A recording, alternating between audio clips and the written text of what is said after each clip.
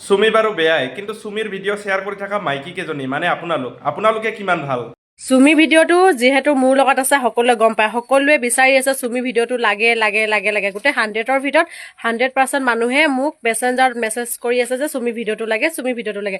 ঠিক আছে, মই দি দিম, কাৰণ কেলৈ তাইৰ যিহেতু তেনেকুৱা ধৰণৰ ভিডিঅ' যদি আপলোড কৰিবৰ কাৰণে নাইবা তেনেকুৱা ভিডিঅ' বনাবৰ কাৰণে যদি তাই যদি লাজ নাই কৰা, ঠিক আছে, আমি চোৱাটো নাইবা আমি দিয়াটো কিহৰ লাজৰ কথা, নহয়নে বাৰু? চুমি বাৰু বেয়াই, কিন্তু চুমিৰ ভিডিঅ' শ্বেয়াৰ কৰি থকা মাইকী কেইজনী মানে আপোনালোকে কিমান ভাল? যদি আপোনালোকে ইমান ভালে, তেতিয়াহ'লে আপোনালোকে চুমিৰ ভিডিঅ'টো পালে কেনেকৈ? আৰু যেনিবা ভিডিঅ'টো পালেই চাই পেলাই ডিলাইট কৰি দিলে হ'ল। তাকে নকৰি আপোনালোকে ভিডিঅ'টো ছ'চিয়েল মিডিয়াত শ্বেয়াৰ কৰি আছে যে সেইটো ভাল কথা হৈছে জানো? আপোনাৰ মাজত আৰু চুমিৰ মাজত একো পাৰ্থক্য নাই, দুয়োজনীয়ে একে পানীৰে মাছ। এজনীয়ে ভিডিঅ' বনাইছে আৰু এজনীয়ে শ্বেয়াৰ কৰি আছে। চুমিটো অভদ্ৰই, তাতকৈ দুগুণ অভদ্ৰ আপুনি। আপোনালোকৰ দৰে কেইজনীমান মহিলাৰ কাৰণে ছ'চিয়েল মিডিয়াত গোটেই মহিলাখিনিৰ বদনাম।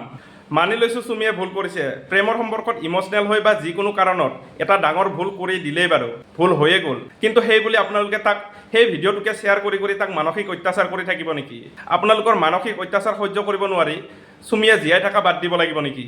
ভুল মানুহে কৰেই, সেই বুলি তাৰ সেই ভুলটোকে দেখুৱাই আমি তাক মানসিক অত্যাচাৰ কৰি থাকিলে নহ'ব নহয়। তাৰ ভুলটোৰ শুধৰণি কৰিব দিব লাগিব, তাৰ ভুল শুধৰাব সুবিধাও দিব লাগিব। আপোনালোকে মহিলা হৈ আন এজনী মহিলাৰ কথা ইমান বেয়াকৈ কেনেকৈ ক'ব পাৰে?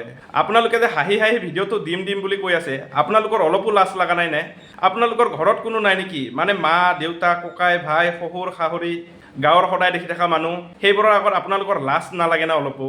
চুমি যেনিবা বেয়া, আপোনালোকে ভালবিলাকে কি কৰি আছে? মানুহক ইমান মানসিক অত্যাচাৰ কৰিব নাপায়। অন্য নহ'লে সিহঁতৰ কণমানিটোৰ কথা এবাৰ ভাবকচোন।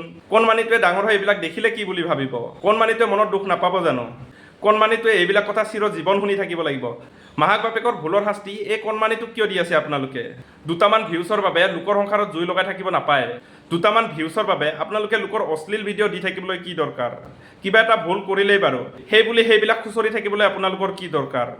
বাইদেউ, এটা কথা মনত ৰাখিবা, মানুহৰ চৰিত্ৰ তেতিয়ালৈকেহে ভাল যেতিয়ালৈকে কাৰো আগত ধৰা নপৰে। ভগৱানে নকৰক কাইলৈ যদি আপোনাৰ লগতো তেনেকুৱা ঘটনা হয় বা আপোনাৰ পৰিয়ালৰ কাৰোবাৰ লগত তেনেকুৱা ঘটনা হয়, তেতিয়া আপোনালোকে কি কৰিব? তেতিয়াও এনেকৈ শ্বেয়াৰ কৰি থাকিব নেকি? এইবোৰ কৰি আপোনালোকে কি পাইছে আপোনালোকেহে জানে আৰু।